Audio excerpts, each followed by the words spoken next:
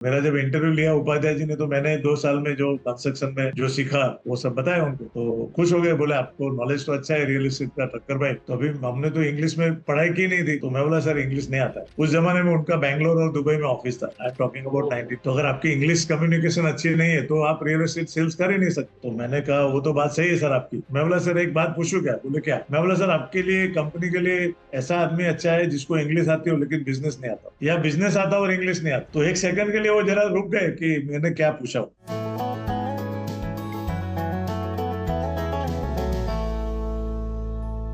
नमस्कार, स्वागत है आपका real talk with Naresh P Arora में, जहां हम रियल एस्टेट की दुनिया के दिग्गज लोगों से बात करते हैं और एक नए नजरिए से चीजों को समझते हैं। आज हमारे साथ एक बहुत ही खास मेहमान जुड़े हैं, जिन्होंने रियल एस्टेट इंडस्ट्रीज में 35 साल पहले कदम रखा और आज गुजरात और महाराष्ट्र में कई सारी ऑफिस के साथ रियल एस्टेट की ऊंचाइयों को छू रहे हैं। इन्होंने अभी तक रियल एस्टेट में 1 मिलियन स्क्वायर फीट से भी ज्यादा की प्रॉपर्टी सेल की है और कई परिवारों ने इन्हें ब्लेसिंग्स भी दी है।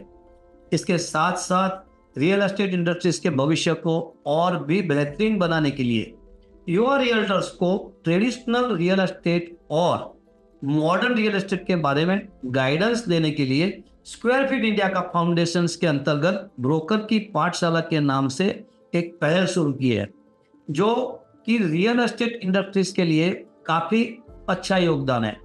उनके लिए मैं इतना ही कहना चाहूंगा, दिलों को सुकून मिलता है मुस्कुराने से और महफिल में रौनक आती है आप जैसे दोस्तों के आने से। तो स्वागत करते हैं स्क्वायर फीट इंडिया के founder and chairman mister Vinod Thakkar का। थैंक यू नरेश भाई, thank you very much for having me here. और आपको ढेर सारी बधाई। आप एक नया शो शुरू करने जा रहे हैं, जो कि हमारे रियल एस्टेट इंडस्ट्री के सारे लोगों को, जो लोग भी इस इंडस्ट्री के साथ जुड़े हुए, उनको बहुत अच्छा अच्छा ज्ञान देगा। और काफी इंडस्ट्री में जो भी रोज बरोज की हमारे बिजनेस में कुछ बातें नई नई होती है, उसके ऊपर हम चर्चा भी कर पाएंगे आपके जरिए। Thank you. My pleasure sir. Vinod ji, सबसे पहले हमारे व्यूअर्स को आप अपने बारे में, रियल एस्टेट इंडस्ट्रीज में अपनी जर्नी और आपको स्क्वायर फीट इंडिया की सोच कहां से आई उसके बारे में बताएं सर। नरेश भाई, मैं अपने बारे में बताऊं तो मैं छोटे से टाउन गुजरात से हूँ, पाटन। आपके पास अगर 100 रुपए का नोट होगा तो उसके पीछे जो फोटोग्राफ है, रानी की वाव, जो हमारे सिटी का वर्ल्ड हेरिटेज स्ट्रक्चर है। Born and brought up in Patan, north Gujarat, Ahmedabad से तकरीबन 100 किलोमीटर दूर है। और मैंने ग्रेजुएशन, मेरी स्कूल पढ़ाई वहां पे हुई, कॉलेज किया मैंने, बीएससी केमिस्ट्री किया गुजरात यूनिवर्सिटी से। और फैमिली में हम लोग 4 भाई हैं, 3 बहन है। और 4 में से 3 भाई अभी मुंबई में है। जब मैं पढ़ाई कर रहा था तो मेरे दिल में ऐसा था कि उस जमाने में लोग 3 चीजें होती थी, एक डॉक्टर बनना है, इंजीनियर बनना है और वकील बनना करेक्ट। है। और मेरे जो स्कूल के फ्रेंड थे, हम लोग चड्डी बड्डी बोलते हैं जिसको, वो लोग ज्यादा करके इंजीनियरिंग करने की सोच रहे थे। तो मैंने सोचा मैं भी इंजीनियरिंग में जाऊंगा। और 12th में मेरे कुछ मार्क्स कम आए, तो मेरा दोस्त तो इंजीनियरिंग में चला गया, उसने विद्यानगर से, आपके नजदीक में से, मतलब विद्यानगर से इंजीनियरिंग किया है। और मुझे फिर बीएससी केमिस्ट्री करना पड़ा। हालांकि पढ़ाई में कुछ उतना बाद में रुचि नहीं थी। ज्यादा करके मेरी जो वक्त मेरा गया वो स्पोर्ट्स ग्राउंड में गया। मैंने एथलेटिक्स किया है और बाकी सारे गेम्स खेले हैं। एंड फाइनली 83 84 में बास्केटबॉल मैंने गुजरात यूनिवर्सिटी से खेला था। रियल एस्टेट क्या है वो मुझे मालूम नहीं था। मैंने बेसिक केमिस्ट्री किया, तब तक भी मुझे नहीं मालूम था कि एस्टेट एजेंट करके कोई बिजनेस हो सकता है। हम हमेशा कहते हैं ना कि आजकल के बच्चों, तो आप पूछेंगे जो 7th में है, वो बता देगा आपको मुझे क्या करना है, इतनी क्लैरिटी है। बट हमारे जमाने में उतनी क्लैरिटी नहीं थी। तो वो बोलते हैं जिधर दुनिया ऊपर वाला जहाँ पे नसीब लेके गया वहां पे जाएंगे कर। तो वैसा ही मेरे एक दोस्त जो स्कूल के फ्रेंड थे, उसमें से एक दोस्त पहले मुंबई आया। और उसके बाद मैं मुंबई आया 86 में। तो तभी पता नहीं था कि रियल एस्टेट एजेंट बनेंगे life. So I started my career in Mumbai as a site supervisor, क्योंकि मेरा दोस्त था वो एक डेवलपर के साथ काम करता था। तो वहां से शुरुआत हुई। और कंस्ट्रक्शन पहले सीखा, मतलब प्रोडक्ट क्या है उसके ऊपर पहले साइट सुपरवाइजर था, तो सारा मटेरियल जो आता है उसका ध्यान रखना है, कंस्ट्रक्शन साइट के ऊपर कॉन्ट्रैक्टर के साथ बैठ के देखना है काम कैसे होता है। तो प्रोडक्ट के बारे में बहुत नॉलेज मिला वहां पे।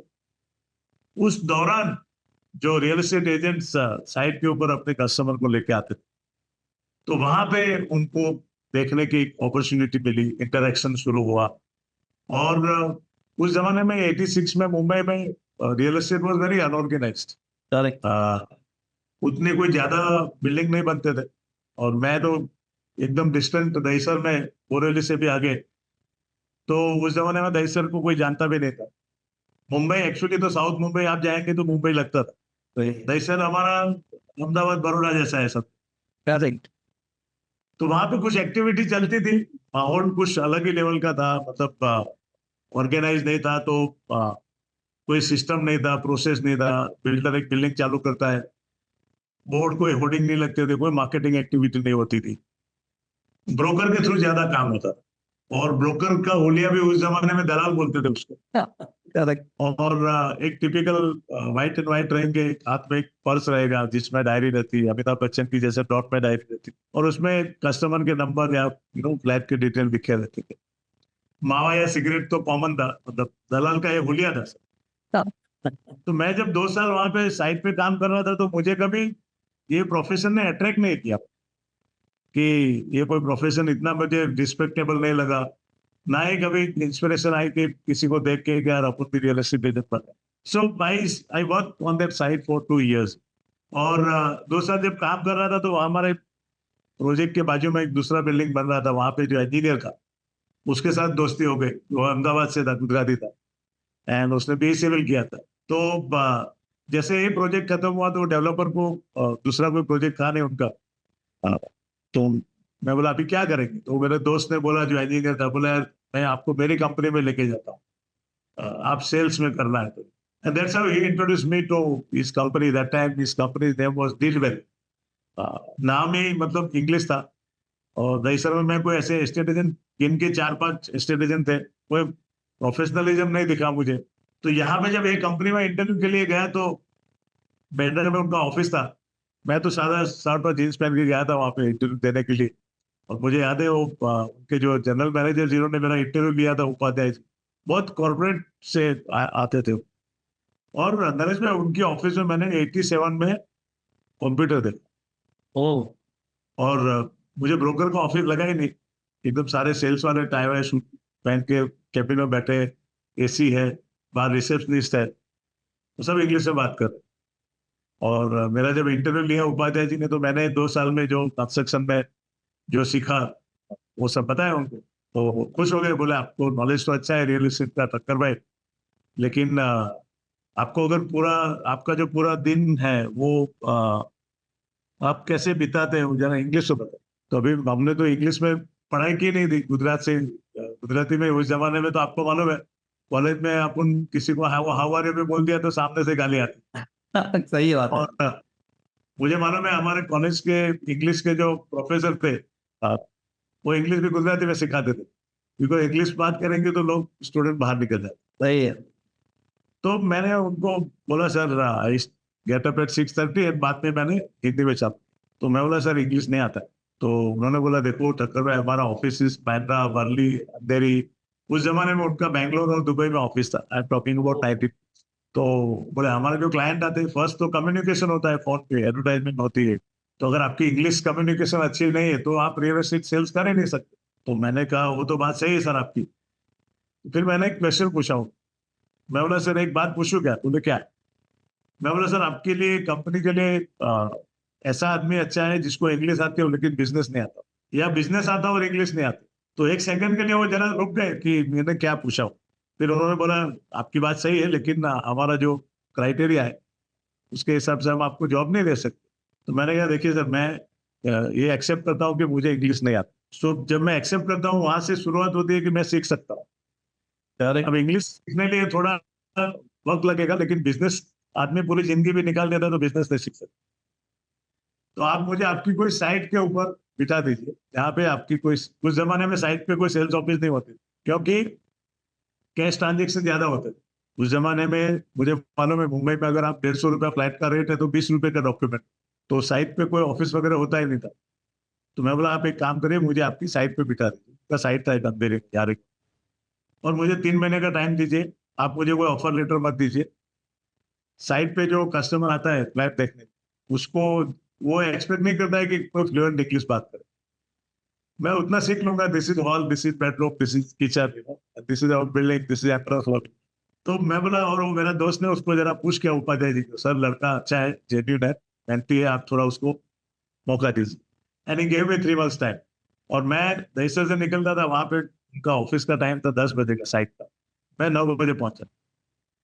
वो रैपिडेक्स लेता था, मेरा जो दोस्त था उससे एक डिक्शनरी ली और टाइम्स ऑफ इंडिया, और मैं जोर जोर से पढ़ता था मतलब लाइव, और न्यूज सुनता था रात इंग्लिश वाला। तो वहां से शुरुआत हुई मेरी। रियल एस्टेट ब्रोकिंग क्या है उनको देख के मेरे दिमाग में वो ऑफिस देख के है ना फिट हो गया। मैं बोला ऐसा बनना है अपने को। और वो जो कंपनी डीन वेल जिसकी मैं बात कर रहा हूँ, वो आज पूर्वांचल ग्रुप है, जो साउथ इंडिया की सबसे बड़ी लिस्टेड कंपनी है रियल करेक्ट। एस्टेट की, वन ऑफ द फाइव। सो यहाँ से शुरुआत हुई। और सर आपने ये स्क्वायर फीट इंडिया की सोच है जो ये इसके पैरेलल आपने उसके बाद सोचा कि ये स्क्वायर फीट इंडिया नाम कैसे रखा जाए? उसका ऐसा है कि मैं जब यहाँ पे गया तो उनके वहाँ प्रोसेस बहुत स्ट्रांग थी उस जमाने में। मतलब आपको, आप खुद ब्रोकर है तो आप समझे कि कस्टमर आपके पास आता है तो उनके उनके फॉर्म भरते थे। हम लोग जो आज देखते हैं ना फॉर्म वगैरह, उस करेक्ट। जमाने में उनके ऑफिस में फॉर्म होते थे कि आपका कस्टमर का पूरा बायोडेटा उसमें आता है। आपकी रिक्वायरमेंट क्या है, आप कहाँ रहते हैं, आप कौन से प्रोफेशन में हैं, आप पैसा, अगर फ्लैट, बिकॉज उस जमाने में लोन नहीं मिलता, तो आप फ्लैट कोई अपना एग्जिस्टिंग फ्लैट बेच के ये फ्लैट ले रहे हैं क्या, अगर ऐसा कुछ है तो वो उसका डिटेल भी उसमें आपको डालना है सब।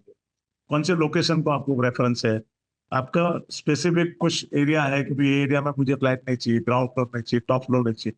सारी डिटेल जो है ना उनको अंडरस्टैंड की कस्टमर की एग्जैक्ट नीड क्या है, वो पूरी उनके डेटा के अंदर आती। सेकेंडली, आप कस्टमर है, मैंने आपका फॉर्म भर दिया, उसके बाद मैं आपको 4 फ्लैट दिखा था, तो वहां पे वो फॉर्म के अंदर ही कौन से प्रोजेक्ट दिखा है सामने डेट आती। तो मैं आपका नाम लिखता था, उसके नीचे आपको आज ये तारीख को आपके उसमें जो भी सेल्स रिप्रेजेंटेटिव उसका साइन, फिर जो फॉलोअप होता था उसका भी डिटेल उसमें आता था फॉर्म, कि ये तारीख को मैंने नरेश भाई को फॉलोअप किया, उन्होंने क्या बोला, फिर सेकंड फॉलोअप, थर्ड फॉलोअप, ये फ्लैट नहीं तो दूसरा क्या दिखा। और इसके सामने जो जो प्रोजेक्ट या फ्लैट में आपको दिखा रहा हूँ, उसके प्रॉपर्टी के फॉर्म अलग रहते हैं। करेक्ट। कि मतलब प्रॉपर्टी फॉर्म है, उसके अंदर पूरे डिटेल है, डेवलपर का नाम है, प्रोजेक्ट का डिटेल, और वो प्रॉपर्टी के जो फॉर्म है वहां पे जो जो क्लाइंट को जो तारीख को प्रोजेक्ट दिखा है वो उसका डिटेल यहाँ पे डालना पड़ता है। आई एम टॉकिंग अबाउट 1987, हम लोग जो आज सीआरएम जिसको बोलते हैं सब। तो मुझे बहुत वो चीज देख के है ना, मैं बहुत वहां से मैं सीखा हूँ। मुझे कोई सेल्स का वो एक्सपीरियंस नहीं था भाई। वहां पे मैं उनके साइट के ऊपर बैठा, तो जब साइट पे बैठा तो मैंने क्या किया कि पहले 15 दिन में हर एक गली में जाके नोटबुक लेके जाता था, बिल्डिंग का नाम लिखता था, कितने माले की बिल्डिंग है, वो बिल्डिंग में कितने शॉप है नीचे, तो कौन सी दुकान है, बस स्टॉप कहाँ पे है, कौन सी गली में मंदिर है, कहाँ पे मस्जिद है, कहाँ पे कब्रिस्तान है, कहाँ पे बस स्टॉप है, कहाँ पे स्कूल है, कहाँ पे हॉस्पिटल है। मैंने नरेश भाई 15 दिन में पूरा यारी रोड एरिया है ना उसका पूरा सर्वे किया, और टेबल के ऊपर एक व्हाइट पेपर डाल के मैंने कुछ पूरा वो डायग्राम बना रोड के साथ। और कोई कस्टमर जब आता था, तभी मुझे मालूम नहीं था एक दिन गूगल आएगा, तो क्लाइंट आता तो मैं पूछता था उनको कि आप कहाँ रहते हो, बोलता था यही एरिया में रहते हैं। तो उनके बिल्डिंग का नाम पूछता था और वो बोलते थे हाँ स्काई है, मैं उनको दिखा, देखिए आपका बिल्डिंग है और हम यहाँ पे बैठे हैं। बाहर से कोई कस्टमर फर्स्ट टाइम आता था, उसको यारी रोड नहीं मालूम, वो मैप देख के उसको पूरा मेरे साइट पे बैठ के पूरा क्लैरिटी आता। सेकंड मैंने क्या किया, वो एरिया में जितने प्रोजेक्ट चालू थे, उधर ओबेरॉय का प्रोजेक्ट चालू था, आरएनए का प्रोजेक्ट चालू था, हीरानंदानी का प्रोजेक्ट चालू, वो सारे प्रोजेक्ट के डिटेल लेके मैंने रजिस्टर बनाया। उस जमाने में रजिस्टर एक पेज के ऊपर बिल्डर का नाम, प्रोजेक्ट का नाम, उसकी पूरी सारे कॉन्फ़िगरेशन क्या है, कितने वाले की बिल्डिंग है, एमिनिटीज क्या है, कितने लिफ्ट है, कौन सी कंपनी का लिफ्ट आएगा, आपका पार्किंग कितना है, सोसाइटी चार्जेस कितना है, सारा डिटेल रेट के साथ। जब क्लाइंट मेरे साइट पे आता था मैं उनको मेरा साइट दिखाता और उनको पूरा, इसको हम लोग आजकल कंपेरेटिव एनालिसिस बोलते हैं। करेक्ट। मुझे वो सब वर्ड मालूम नहीं देता, लेकिन मैंने किया था, मैपिंग भी किया था और कंपैरेटिव एनालिसिस भी किया, तो कस्टमर को क्लैरिटी आती। और 2-3 महीने के अंदर एक क्लाइंट को बहुत पसंद आया, उन्होंने जाके उपाध्याय से 2 फ्लैट का ट्रांजेक्शन कर, और मुझे फिर वहां से बुलावा आया मात्रा से कि आपकी नौकरी पक्की हो गई हो। मिस्टर कामदार जो थे, उन्होंने 2 फ्लैट बुक किए, और उन्होंने पूछा फिर मुझे, बोला तुमने वो प्लान वगैरह क्या बनाया हो? क्लाइंट बहुत खुश हो गए। सो this is how my journey started, and I work with them for almost 15 months. उसके बाद उन्होंने बोरेली ऑफिस स्टार्ट की थी, तो बोरेली पे मैंने 6 महीना काम किया। एंड देन हुआ यूं कि मैं रहता रईसर में था, तो वो जो प्रोजेक्ट पूरा मैंने जहाँ पे साइट सुपरवाइजर था, वहां पे टोटल 3 बिल्डिंग थे, 2 4 माले की बिल्डिंग थे, दो दूसरी 2 4 माले की और एक 6 माले की, वैसे टोटल 5 विंग थे। और जो ऑनर थे, लैंडलॉर्ड थे, उनका एक संकल्प करके कॉम्प्लेक्स था, तो उनके साथ रिलेशन सबके साथ अच्छे थे। तो एक दिन वहां पे ही, रहता था, तो संडे वहां निकल रहा था, तो एक म्यूनसिपल टीचर थी, जिन्होंने एक छोटा सा शॉप लिया था वहां पे। ये देखिए रिटायरमेंट में अपना एक सिक्योरिटी के साथ। करेक्ट। तो वो लोग मुझे मुझे मिले, तभी फोन तो था नहीं अपने पास, मोबाइल वगैरह, तो लैंडलाइन भी नहीं था अपने पास, बहुत महंगा था। सही बात। तो मुझे मिले, अरे बोले विनोद तुम्हें कुटिया है? तो मैंने बोला मैं तो इधर ही हूँ अभी, ये बिल्डिंग पूरा हो गया, डेवलपर का दूसरा प्रोजेक्ट नहीं है, आई एम वर्किंग फॉर सब कंपनी, ऐसा करके। तो बोला हमारा जो दुकान है ना, वो आपको रेंट पे चढ़ा, अब तो किसको जानते नहीं, देवर स्टेइंग इन दादर। तो मुझे उन्होंने चाबी दे दी कि आपको अच्छा कस्टमर जिसको आप पहचानते, आप हम आपको जानते हैं। फिर अभी गुजराती आदमी ज्यादा नौकरी तो कर नहीं सकता है, तो मैंने सोचा इनको अपने ऊपर इतना भरोसा है, this is most important thing of my life, कि हमारे बिजनेस में सब मिला के एक ही चीज इम्पोर्टेंट है, वो है ट्रस्ट। करेक्ट। और मुझे लगा कि मेरा 2 साल का जो वहां पे काम करने का वक्त था, उस दौरान उनके साथ मेरी मुलाकात हुई, और उनको मुझ में इतना ट्रस्ट आया, तो can I start my own business from this building only, जहाँ पे मैंने काम किया, बिकॉज सारे लोग मुझे जानते हैं। तो मैंने फिर दूसरे संडे आए, तब तक मेरे दोस्तों के साथ में डिस्कस करके कि हम अपना खुद का ऑफिस चालू करें। वेरी। मैंने उनको पूछा कि मैडम ऐसा ऐसा है, मुझे खुद को स्टार्ट करना है, लेकिन मेरे पास डिपॉजिट नहीं है, तो if you can give me some time, मैं जैसे पैसा कमाऊंगा आपका डिपॉजिट पहले। And without a second thought, वो और उनके हस्बैंड ने बोला विनोद यू कैन स्टार्ट। तो मैंने मेरा ऑफिस चालू किया तभी विनोद एस्टेट एजेंसी, बिकॉज लोग मुझे person, Vinod. Vinod estate agency. So वहां से शुरुआत हुई, और हमने छोटा एक कुर्सी टेबल लेके पूजा किया, जितने दोस्त लोग को जानते थे, फैमिली में जानते थे, वो बिल्डिंग में सारे लोग को जानते थे, सबको बुलाया, एंड हमारी शुरुआत हुई। That was in 26 January 1989। Oh wow. 26 जनवरी को मैं मुंबई में आया 86 में, और 3 साल के बाद मैंने ऑफिस चालू किया। करेक्ट। और वहां से तो फिर कुछ महीनों के अंदर बिजनेस हुआ, हमने उनको डिपॉजिट भी दे दिया। Slowly then another 2 years down the line मैंने अपनी खुद की ऑफिस खरीदी।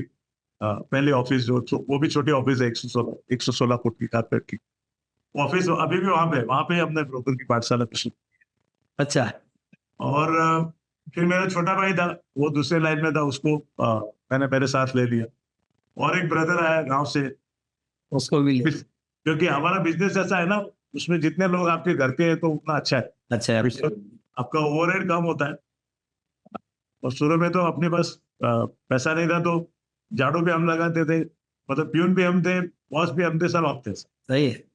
तो वहां से शुरुआत की थी, धीरे धीरे एक ऑफिस की, फिर अपने दूसरे लोकेशन पे गए, and slowly we grow from there. Excellent. Vinod ji, आपकी जर्नी अगर मैं सुनी है तो मैं समझ रहा हूँ कि आपने अपने उन दिनों में काफी सारी मेहनत की है और आज आप ये मुकाम पे पहुंचे हैं। एक्सीलेंट विनोद जी। आगे बढ़ते हुए हमारी ऑडियंस ये जानना चाहेगी कि आपको ब्रोकर की पाठशाला के बारे में यह सोच कब आई और इसकी शुरुआत कब की?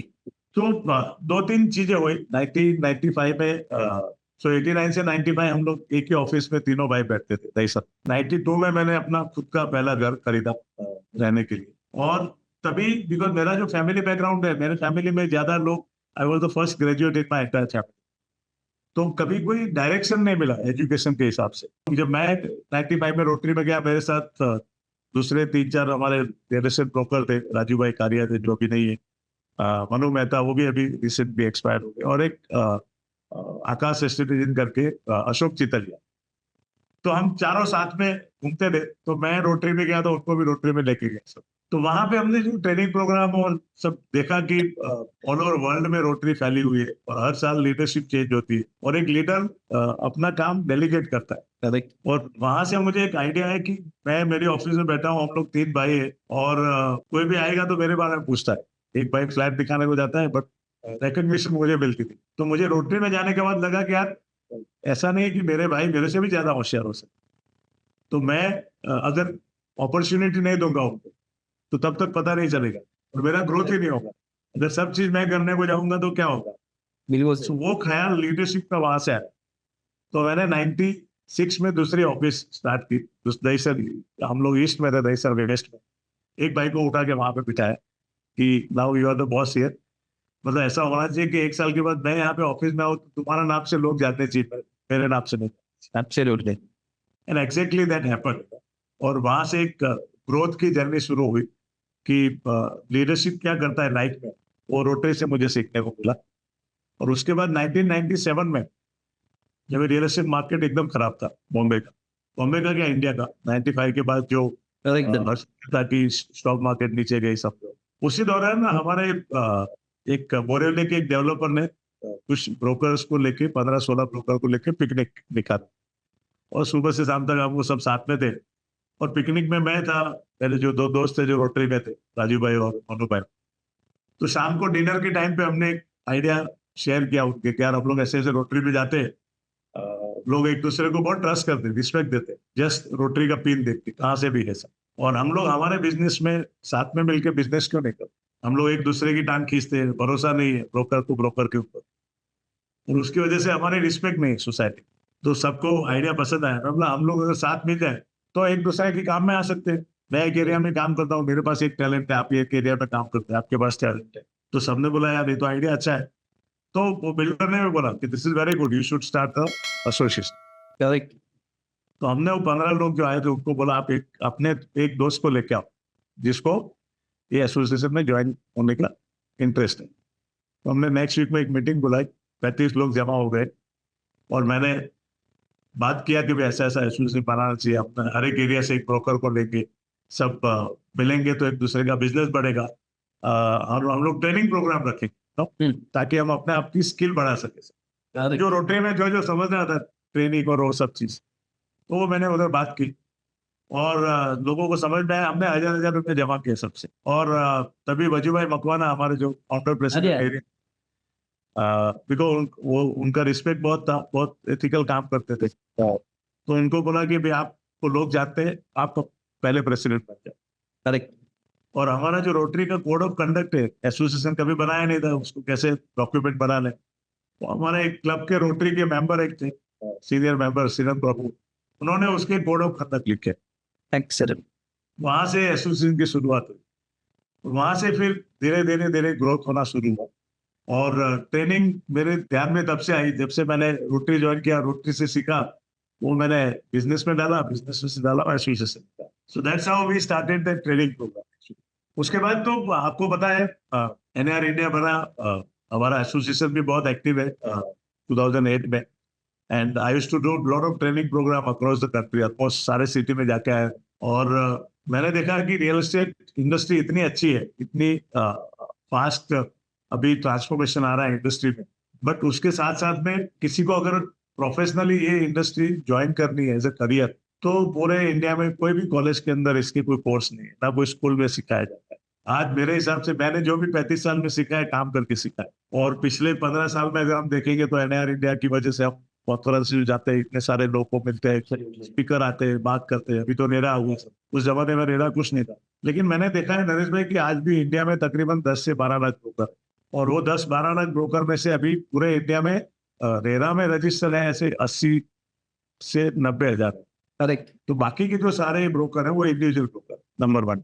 नंबर 2, ये जो 80-90 हजार है उसमें से भी आप अगर कंपनीज देखेंगे तो हार्डली 1000 कंपनी रहे। Correct.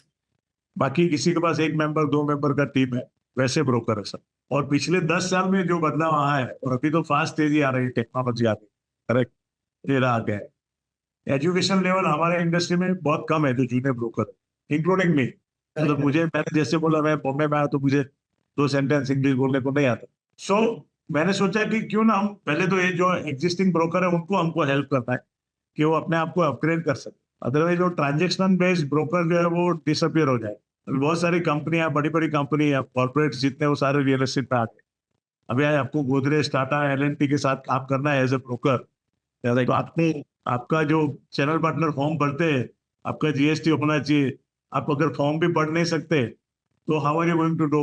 So to help them I have design this course of broker की पाठशाला, जिसमें मैंने बेसिक कोर्स अभी डिजाइन किया है, ABC of real estate brokers. ओ वाह, इसमें 30 आवर्स का कोर्स है और वी आर टेकिंग 8 सेशन, 3-3 घंटे के। और लास्ट डे को हमारा एग्जाम भी होता है। हम साइट विजिट पे लेके जाते हैं स्टूडेंट्स को। और इसकी जो फीस है वो बहुत नॉमिनल रखी है, 5,100 रुपीज। ओ एक्सेलेंट। और ये जो भी पैसा आता है वो सारा पैसा, this is not my business, this I want to give back to our industry. Because मैं लोगों को कहता हूँ इसके जैसी कोई इंडस्ट्री नहीं है। मैंने 35 साल में दूसरा कुछ काम नहीं किया बहुत and I still love real estate brokerage business. ये इंडस्ट्री ने मुझे सब कुछ दिया है। मुझे पैसा दिया है, मेरा खुद का घर है, मेरा खुद का ऑफिस है, रिस्पेक्ट दिया है। मेरा नेक्स्ट जनरेशन इतने अच्छे एजुकेशन लेके अच्छी जगह पे पहुंचता है। वो सारी चीज मैंने लाइफ में जो भी पाई है वो रियल एस्टेट ब्रोकर बन के पाई। सो मेरे लिए ये बिजनेस बहुत अच्छा है। I love this business. और मुझे लगता है कि मैं, मुझे जो आता है वो अब मैं नेक्स्ट जनरेशन को क्यों ना शेयर करूं, ताकि मैं एक्सीडेंटली आया था, लेकिन I want to see that next generation youth come to real estate brokerage business with a choice. So that was my vision. That's how I started during the lockdown. मैंने अपना online start किया था। We had 5 season online and I invited, जहाँ पे आज आप बैठे, मैं वहां बैठ के लोगों को इनवाइट किया था ऑल ओवर इंडिया के अलग अलग सिटी के अच्छे अच्छे ब्रोकर्स को। और उन्होंने अपना लाइफ शेयरिंग एक्सपीरियंस शेयर किया हमारे साथ। सारे वीडियोस ऑनलाइन है यूट्यूब के ऊपर, anybody can see that. And then मैंने दहिसर में, जहाँ से मैंने शुरुआत की थी, वहां पे ट्रेनिंग सेंटर बनाया 25 सीटर का, प्रोफेशनल क्लास जैसा लगता है। और जितने भी, अच्छी बात है कि जितने भी फैकल्टी जो लोग वहां पे आके बात करते हैं अलग अलग टॉपिक के ऊपर, not a single speaker is charging a single rupee. उनको पता है कि ये मैं क्यों कर रहा हूँ। तो सारे स्पीकर जो है, कोई बैंड्रा से आता है, साउथ बॉम्बे से, अपनी गाड़ी लेके आते हैं, अपना वक्त देते हैं and they don't charge any, they don't expect any money from that, but उनको भी अच्छा लगता है कि they are sharing their knowledge. So it's a great feeling actually. अभी तक हमने 12 बैच पूरे किए हैं एंड 12 बैच में से कुछ 180 स्टूडेंट अभी तक इसमें से निकल के आए हैं। कुछ 11 से ज्यादा स्टूडेंट्स को मैंने मेरी कंपनी में हायर किया है। There are 2-3 students who are doing internship also. मेरे पास इंदौर से एक लड़का इंटर्नशिप करके गया है, अरे भाई, राजकोट से है जो इंटर्नशिप कर रहा है अभी। So through your session I want to tell everyone in India, आप कोई भी सिटी में आपके नेक्स्ट जनरेशन रियल एस्टेट में आना चाहता है, if you want to send them here is my company for a internship 3 month 6 month, we will teach them, we will train them and then you can start your own business in your city. It would be a wonderful experience for us. बहुत बढ़िया। विनोद जी, 3 चीजें मैं ये आपकी बात में समझाऊं। एक तो बहुत बढ़िया नाम, सबसे पहले स्क्वायर फीट एरिया, क्योंकि हर एक कंस्ट्रक्शन की हर एक लाइन में स्क्वायर फीट वर्ड आता है कहीं ना कहीं। That was I salute you. दूसरी चीज मैंने ये भी समझी आपके अंदर कि ब्रोकर की पाठशाला, जो आज की तारीख में आप एक जनरेशन को, मतलब आप ये समझ लीजिए कि पहले एक वर्ड आता था दलाल, फिर बने ब्रोकर, फिर बने कंसल्टेंट, एडवाइजर, नाउ रियल्टर। आप एक आज की युवा पीढ़ी को एक बहुत ही बेहतरीन राह पे ले जाने का कोशिश कर रहे हो, और वो भी विदाउट एनी इंटेंस, और वो भी जो पैसा आ रहा है, आई थिंक आप जो चैरिटी कर रहे हो, excellent Vinod ji, I salute you. Vinod ji, मैंने आपसे एक चीज सीखी थी बहुत पहले, दो दुखी को सुखी करो। वो मेरे जहन में बच गई है। तो जब भी ऑनेस्टली मैंने आपका ये वर्ड मैंने माइंड में सेट हो गया, मैं कभी भी आपके जितना तो बट कहीं ना कहीं छोटा मोटा लेक्चर देता हूँ, तो मैं कहीं ना कहीं ये वर्ड को ऑब्वियसली बोलता हूँ, और मैं उस टाइम पे डेफिनेटली विनोद जी आपको याद करता हूँ। थैंक यू विनोद जी, मुझे भी आपसे कुछ पास्ट में सीखने को मिला है। बहुत खूब विनोद जी, हम आगे क्वेश्चंस की ओर बढ़ते हैं। अभी तक वैसे तो आपने मुझे बता दिया, लेकिन अभी तक आपकी पाठशाला में आपने कितने रियल्टर्स को सही राह दी, और आगे का और विजन और भी क्या है? सी मैंने जब शुरू किया था लॉकडाउन में, तो पहले तो ऐसा था कि लॉकडाउन में घर पे बैठे कुछ करते हैं लोग। बट जैसे जैसे इंटरेक्शन शुरू होते गया, देखो इसमें सबसे ज्यादा लर्निंग मुझे मिल रही। लोग मुझे पूछते हैं कि यार आपको क्या फायदा है, व्हाई यू आर डूइंग, बोलते आपको क्या खुजली है, मतलब कुछ तो होगा इसको। सो मैं बोलता हूँ, मैं जितना लोगों के साथ जाके शेयर करता हूँ, एक तो अपने आप को तैयार करना पड़ता है, आपको ज्यादा सीखना पड़ेगा, किसी को सिखाना है तो आप ज्यादा रीडिंग करेंगे, बिल्कुल सही। ज्यादा सुनेंगे। और दूसरा, जब नए जनरेशन के साथ आप इंटरेक्ट करते हो ना, तो आपको आज क्या हो रहा है ना, या आगे क्या होने वाला है, करेक्ट। अलग लगती है। तो मुझे ऐसा लगता है that is the great thing for me. Secondly, जैसा मैंने कहा, अभी तक 180 स्टूडेंट निकले, अभी सेकंड बैच से 30th बैच है। काफी लोग मुझे ऑल ओवर इंडिया से बोल रहे हैं कि आप इसको ऑनलाइन करिए। बहुत सारे इंस्टीट्यूट मेरे पास आए हैं कि इसको हम स्केल अप करते हैं। तो मैंने कहा भाई, मेरा ये बिजनेस मॉडल नहीं है, ना ही मुझे इससे एक पैसा कमाने का है। अभी मेरे पास जितना टाइम है उसमें से मैं थोड़ा टाइम निकाल के, सो जितना मेरे पास टाइम निकल रहा है उतना मैं अभी slowly I am going, slowly and steady. मेरा जो विजन है मेरी लाइफ का, वो है कि मुझे, I want to sign 1 lakh certificate. Oh वाह, 180 हुआ है, लेकिन I can actually visualise that कि 1 लाख सर्टिफिकेट हो जाएगा। बहुत बढ़िया, बहुत बढ़िया। इसको मैं एक स्टेप आगे बात करूं तो, I want to build a residential training centre. जैसा आज आईआईएम में कैसा होता है कि आप 3 दिन 4 दिन जाके वहां पे कैंपस में रुक सकते हैं राइट। और एक टॉपिक के ऊपर आप ट्रेनिंग ले सकते हैं। लोग वाटर यूनिवर्सिटी में भी जाते हैं सब। अपना कोई यूनिवर्सिटी नहीं है, लेकिन मैंने उसके लिए जगह भी ली है, दापोली के बाजू में। वाओ, और I want to build training residential training centre in 5 एकड़ ऑफ लैंड, बहुत बढ़िया। जहाँ पे नेचर रहेगा एकदम, वो it will not be a modern style कोई, but it will be like, आप नेचर के साथ में रहेंगे और एक 100 लोग वहां पे रुक सके, ऐसी फैसिलिटी मुझे डेवलप करनी है। I will be going phase wise. I may start first phase in this year only, 2024 में। मतलब आप एक विजुअलाइज करिए, नरेश भाई, की हम एक टॉपिक है, फॉर एग्जांपल प्रोजेक्ट मार्केटिंग आजकल बहुत चला है सब। तो ये डेवलपर्स ब्रोकर्स को दे रहे थे प्रोजेक्ट पूरा मार्केटिंग करने के, तो प्रोजेक्ट मार्केटिंग एक टॉपिक हो गया रियल एस्टेट के, और वो स्पेशलाइज जॉब है। तो उसके ऊपर अगर हमने जो जो ब्रोकर्स को ऑल ओवर इंडिया में प्रोजेक्ट मार्केटिंग कैसे होती है, उसके ऊपर हम 3 दिन का एक सेशन रखते हैं वहाँ पे, ट्रेनिंग प्रोग्राम। तो एक्सेलेंट। लोग आएंगे वहाँ पे ओवरनाइट, और हम हर एक सिटी से लोगों को बुलाएंगे। तो आप जस्ट इमेजिन करो कि लोग वहाँ पे आ रहे हैं, 3 दिन रुक रहे हैं, एक लोगों के साथ, एक दूसरे के साथ नेटवर्किंग होता है, दोस्ती बनती है। आप आते तो अकेले हो, लेकिन जाते हो तो पूरे इंडिया का कांटेक्ट लेके जाते हो वहां से। ग्रेट। और ये जो स्टूडेंट, अभी मैंने 180 बोले, जो पहले बैच में जो स्टूडेंट कोर्स करके गया, वो अब घर पे तो गए हैं, बट वो हमारे साथ जुड़ा हुआ है। ओह, तो दैट ब्रोकर्स की पाठशाला की कम्युनिटी, उसमें पूरा व्हाट्सएप ग्रुप है, और वो व्हाट्सएप ग्रुप के ऊपर खाली बिजनेस की बात होती है। No excellent. Good morning message, no जय Shri Ram, no Diwali greeting, no Christmas greeting, खाली बिजनेस की बात करनी है। Each member can post 2 post every day, और वहां से बिजनेस स्टार्ट हो गया ऑलरेडी। बहुत और ये धीरे धीरे धीरे बढ़ती जाएगी, ये जो प्लेट है ना, वो बड़ी होती जाएगी। बहुत बढ़िया। और मैं तो जैसे जैसे एक एक स्टेप आते जा रहे हैं, I can see miracles happening in this group, and I am sure this is going to be one of the best thing happen to me in my life actually. Correct. मुझे कभी कभी ऐसा लगता है बिजनेस करने से ज्यादा मुझे इसमें ज्यादा खुशी मिल रही है। नहीं विनोद जी, आप सही में बहुत एक अच्छा नोबेल कॉज वर्क कर रहे हैं। वहां पे 2-3 चीजें मैं भी देख रहा हूँ कि पढ़ना तो जरूरी है। इट्स ये भी शायद मैंने आपसे सुना था, it's called learning is earning. Yes. Correct. Thank you Vinod जी।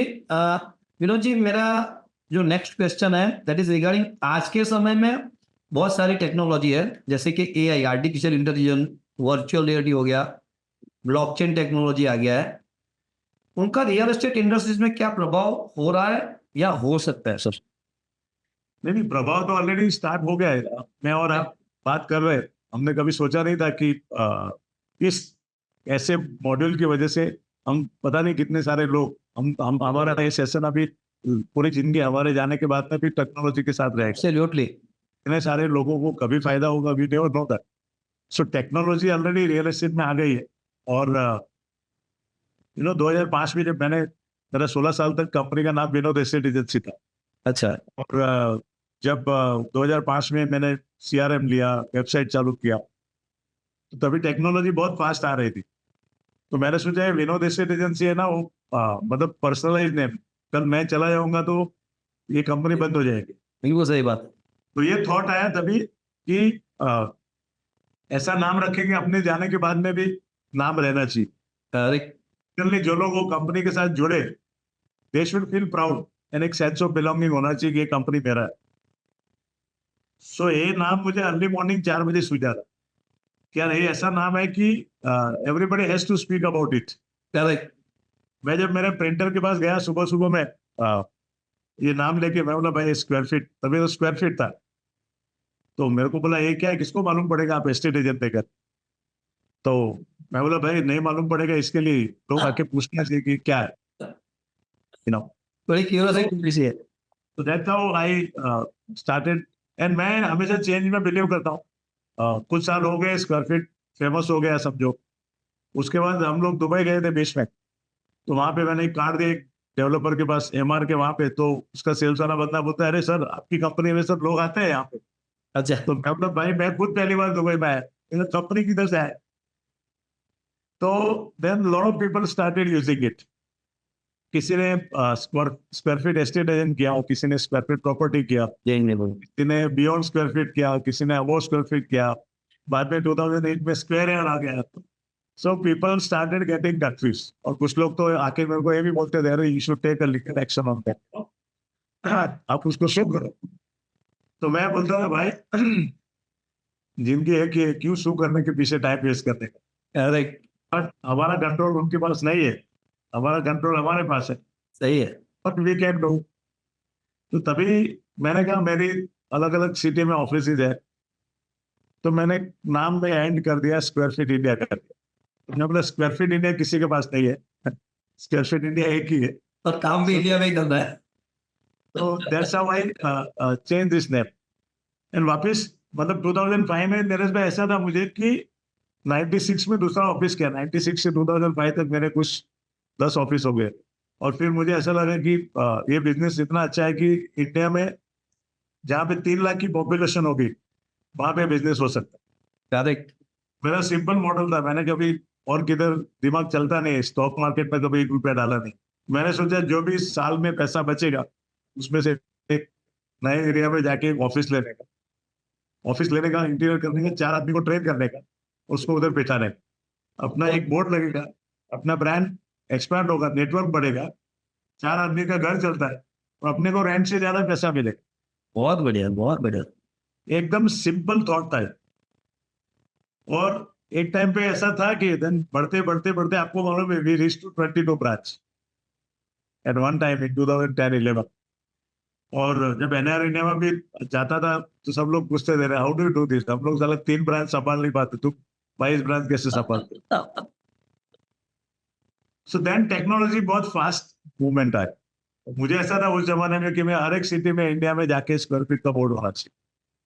और मेरे पास तभी कुछ फाइनेंशियल इंस्टीट्यूट्स भी आते थे, फंड मैनेजर आते थे कि आप पास करो कर नो। तो मैंने बोला नहीं, मुझे किसी का नौकरी नहीं करना, मुझे किसी का पैसा नहीं लेना, मेरे किसी में जितना पैसा होगा उतना ही काम करो, because I wanted to enjoy the work. Excellent sir, excellent. तो देन जैसा टेक्नोलॉजी आया तो अपने को लगा कि भाई और तभी रेरा नहीं था 2010-11। Correct. So it was not easy to क्या दूसरी ब्रांच क्या काम कर रही है, उसका रिपोर्टिंग से लेके सब चीज डिफिकल्ट था सर। तो कहीं ना कहीं वो गैप आया मेरी लाइफ में 2010 से 2016-17 का जो गैप आया ना, अगर रेरा 2010 के पहले होता था तो शायद पूरे इंडिया में स्क्वायर फीट इंडिया वो टाइप पे हो जाता था। और बट जो होता है अच्छे के लिए होता है। So we restructure everything. और अभी मुझे टेक्नोलॉजी आ गई तो I not require office in every city. बहुत बढ़िया। आनंद में काम करना है तो नरेश भाई की ऑफिस मेरे ऑफिस है। And thanks to NR India कि एनआर इंडिया के नेटवर्क से हमको किसी भी सिटी में ऑफिस डालने की जरूरत नहीं। Music. What is required is to build a relationship with the local association. वहाँ जरूरी नहीं कि मैं और आपकी दोनों के बिजनेस करने की स्टाइल एक जैसी, करेक्ट सर। बट मैं कन्वेंशन में जाता हूँ, हर कन्वेंशन में जाता हूँ, लोगों को मिलता हूँ, किसी के साथ आपकी कनेक्शन हो जाती है, मैं से मिलते हैं, आप उसके साथ बिजनेस करो। बिल्कुल सही। So I think NR India has given that better platform for all of us कि हम एक ही कॉर्नर में बैठ के इंडिया के कोई भी सिटी के अंदर स्मूथली हम बिजनेस कर सकते हैं विदाउट एनी टेंशन. बहुत that is the biggest thing actually. इसलिए टेक्नोलॉजी जो है, अभी तो और चेंजेस आ रहा है ना टेक्नोलॉजी में. आपकी ब्लॉकचेन एआई वगैरह आएगा, आपको सारी चीजें ऑनलाइन मिल रही है. पहले आपके पास डेटा कितना था सर? हमको मालूम ही नहीं था हमारी इंडस्ट्री कितनी बड़ी है. आपको क्या लगता है जितने भी कॉर्पोरेट कंपनी, गोदरेज, टाटा, ये सारे लोग क्यों रियल एस्टेट में आए? वो पहले क्यों नहीं आए? क्योंकि पहले ऑर्गेनाइज नहीं था, पहले उनके पास डेटा नहीं था. अभी सिक्योरिटी है, रेरा है, डेटा है, तो मालूम है कि मार्केट कितना बड़ा है. सही है. मतलब 2023 में 5 लाख करोड़ का बिजनेस हुआ रियल एस्टेट में 8 सिटी. वाह. तो this is the biggest industry, the third largest industry for economical growth of India. अभी यहाँ से रफ्तार और पकड़ेगी, समझ लो. तो ये टेक्नोलॉजी, अभी सबसे ज्यादा बेनिफिट टेक्नोलॉजी का रियल एस्टेट में अभी होने वाला. और अगर हम इसके साथ नहीं चले, और इसीलिए हमको नेक्स्ट जनरेशन को रियल एस्टेट में लाना जरूरी है. आप और मैं इतनी फास्ट बैटिंग नहीं कर पाएंगे. बिल्कुल सही बात. 2020 में हम लोग आ गए समझो real estate. You need someone who is very fast, who can understand. हमको ऑनलाइन ऑर्डर भी करना है ना, तो आपको और मुझे 5 मिनट लगता है.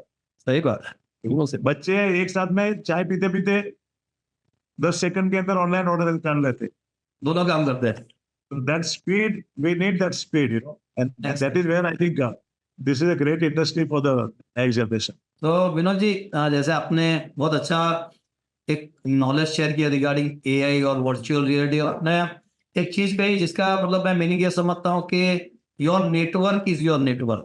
Absolutely. और Absolutely. जैसे एनआर इंडिया से आप जुड़े, एनआर इंडिया से हम जुड़े हैं, और जहाँ पे आज इतनी अच्छी ऑर्गेनाइजेशंस के साथ साथ हम लोग एक वाया टेक्नोलॉजी से भी बिजनेस कर रहे हैं. बहुत बढ़िया सुनो, बहुत बढ़िया. Absolutely. विनोद जी, हम आप एक चीज हमें ये बताएं हमारी ऑडियंस को, रियल एस्टेट इंडस्ट्रीज में सफलता पाने के लिए मेंटरशिप का क्या रोल है? मेंटरशिप तो बहुत इंपॉर्टेंट है एक्चुअली. और मैं हर सेशन में हर जगह पे बोलता हूँ कि if you really want to be a good entrepreneur in real estate, तो आपको शुरू से शुरुआत करनी पड़ेगी. अभी जैसे मैंने बोलते हैं ना, वो झाड़ू भी मारा है, चाय भी लेके आया हूँ लोगों के लिए, वहां से शुरुआत की. अगर बिजनेस करना है ना, आपको वो सब चीज करना पड़ेगी. आपको ऐसे लोगों के पास जाके काम करना पड़ेगा जहाँ पे आपको ये जो ग्राउंड लेवल की चीजें सीखेंगे आप. मुझे मालूम है, मेरा दोस्त जिसने विद्यानगर से बी सिविल इंजीनियरिंग किया था, वो जब बॉम्बे में आया ना, तो एक पीटी गाला करके स्ट्रक्चरल इंजीनियर है, जो प्रोफेसर भी थे, उनके बुक्स है एक्चुअली. उनके वहां इंटर्नशिप करने के लिए है ना लाइन लगती है. ओह, पीटी गाला मतलब इंडिया में जितने बड़े बड़े स्टेडियम वगैरह जो बने, उसकी डिजाइन उन्होंने की. तो मेरे दोस्त ने वहां पे इंटर्नशिप की 6 महीना. तो मेरे से कम सैलरी मिलता था इंटर्नशिप में. इंटर्नशिप में सैलरी नहीं मिलता है. वो सर्टिफिकेट आप किसी को बोलो कि मैंने पीटी गाला के पास, या आज जैसे ऑफिस कॉन्ट्रैक्टर है फॉर एग्जाम्पल. तो ये सारे प्रोसेस एंड सिस्टम हर एक इंडस्ट्री में. रियल एस्टेट अनऑर्गेनाइज था, इसलिए यहाँ पे ये मेंटरशिप और ये सब चीज नहीं हुआ है. बट आई थिंक अभी होगा. And this is what I want to do, actually. मैं इसलिए यूथ को बोलता हूँ, I have started going to college is very slow. मैं कॉलेज में जाके लेक्चर देता हूँ. अभी परसों 26 तारीख को मैं एक स्कूल में जा रहा हूँ. 8, 9, 10 के बच्चों को जाके मैं बात कर रहा हूँ रियल एस्टेट क्या है, बहुत बढ़िया. why they should choose real estate as a career. So I want to invite youngster जो लोग कॉलेज में है, जिनको रियल एस्टेट ज्वाइन करना है as a career. I am very I'll be more than happy to give them space here. Come do your internship. I'll mentor you, and it would be a great thing.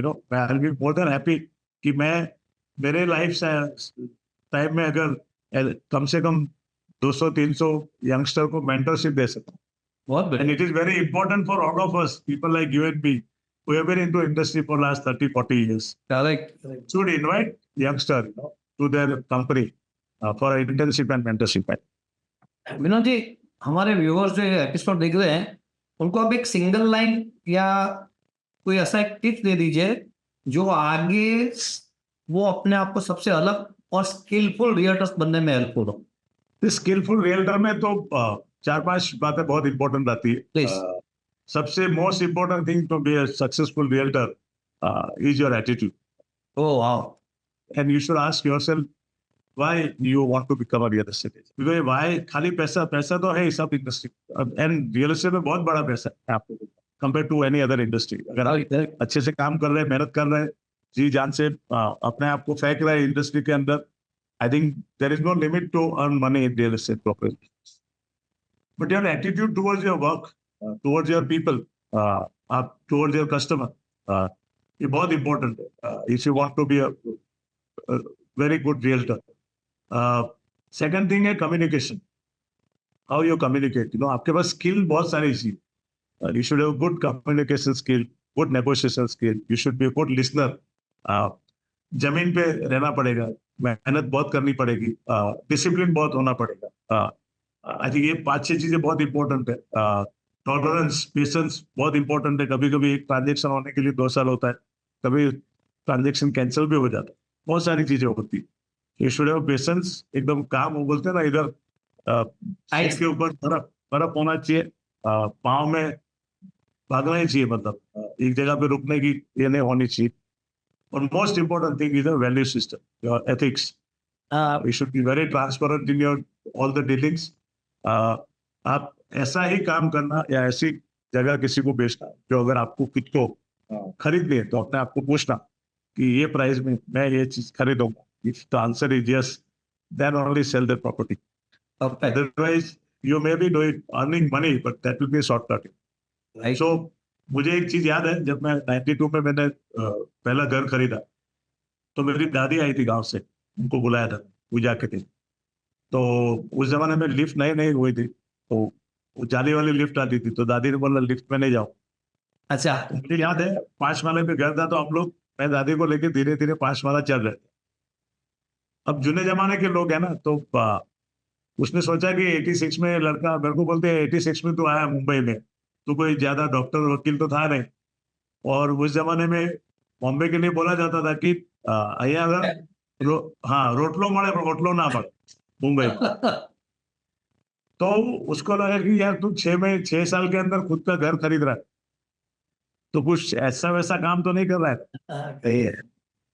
सो मुझे याद है अभी भी उसने बोला था कि देख बेटा, घर पे है ना, अगर धर्म का पैसा आएगा तो शांति रहे. धर्म मतलब राइटियसनेस. आप आपके आपको आदमी को एंड ऑफ द डे क्या चाहिए? हैप्पीनेस चाहिए. Everybody want to be happy in the life. और आप खुश तभी रह सकते हैं कि आपने जो काम किया, जिसके साथ भी काम, वो दिल से करो, अच्छा करो.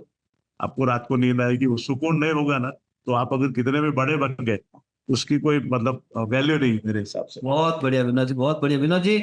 3-4 चीजें जैसे आपने बताया, ट्रस्ट, ट्रांसपेरेंसी, ऑनेस्टी. एक चीज अच्छी मैंने भी मेरे पिताजी से सीखी थी कि दिमाग के ऊपर बर्फ रखो, मुंह में सरस्वती और गुड़ अंदर. यस. सरस्वती और गुड़ रखो. बहुत बढ़िया, बहुत खूब कहा विनोद जी आपने. विनोद जी, हमारे व्यूअर्स को आपकी गाइडेंस बहुत ही ज्यादा हेल्पफुल होगी. इसके साथ साथ मैं हमारे व्यूअर्स को ये भी बताना चाहूंगा कि अगर आपके माइंड में कोई भी सवाल हो तो आप भी कमेंट सेक्शन में जाके पूछ सकते हैं. विनोद जी, आगे बढ़ते हुए हमारे अगले एक सेगमेंट्स की ओर. विनोद जी, जैसे कि आप गुजराती हो और Yes. 10 सालों से मुंबई में रह रहे हो, तो हमने आपके लिए कुछ सवाल रेडी किए हैं जिसमें आपको कोई चीज सिलेक्ट करनी है और उसके बारे में बताना है. क्या बात. सो सबसे पहले विनोद जी, गुजराती थेपला या मुंबई का वड़ा पाव? दोनों है actually, honestly speaking, but definitely thepla is always all time favourite, no doubt about it. मतलब कहाँ पे भी ट्रैवल करते हैं तो थेपला रहता है. सर, गुजरात की गर्मी या मुंबई की बारिश? मुंबई की बारिश. वाह. सर, गुजरात की नवरात्रि या मुंबई का कॉन्सर्ट? नवरात्रि. गुजरात की एसटी बस या मुंबई की local? Local by one means. Very good. Gujarat के गांव या मुंबई की सिटी लाइट? गुजरात का गांव. सर, अभी आईपीएल का सीजन चल रहा है, तो गुजरात टाइटंस या Mumbai Indians? Mumbai Indians definitely. और लास्ट में थोड़ा सा फनी है, बट जेठालाल या भिड़े? ऑल टाइम जेठालाल यार, नो डाउट अबाउट इट. बहुत बढ़िया, बहुत बढ़िया, बहुत बढ़िया विनोद जी. अब जो हमारी नेक्स्ट जनरेशन आ रही है और जो यंगस्टर रियल एस्टेट में अपना फ्यूचर बनाना चाहते हैं, उनको आप क्या एडवाइस देना चाहोगे और रियल एस्टेट इंडस्ट्रीज में कौन सी बातों को ध्यान में रखना चाहिए? सो दो बातें मैं I always speak something which I am doing.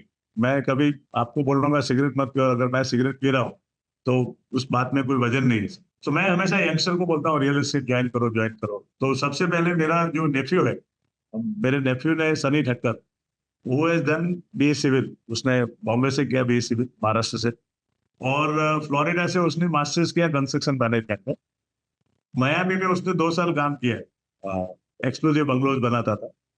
And 2017 में ही केम बैक, 2018 में ही came back to Mumbai. Sorry 2018-19 में. और जब वो वापस आया, और मैं जब इंडस्ट्री तो बहुत हालत खराब थी 18-19 में मार्केट की, तो मैं उसको एनआर इंडिया की कन्वेंशन पे लेके गया.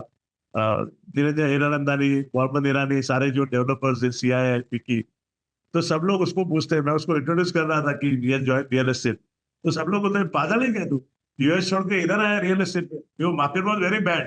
क्या देख, और मैं उसको बोलता था सर मैंने 30 साल से काम किया, हमारी कंपनी सेट हुई है रियल एस्टेट के अंदर, and he can bring lot of change. जो आगे चेंज आने वाला है, वो he is bringing that change in our company now, because he is the educated. Because एक ऐसा है ना, हम लोग जो ब्रोकर बने हैं ना, वो हमको कुछ नहीं आता था, हमने ढूंढ के निकाला बिजनेस में.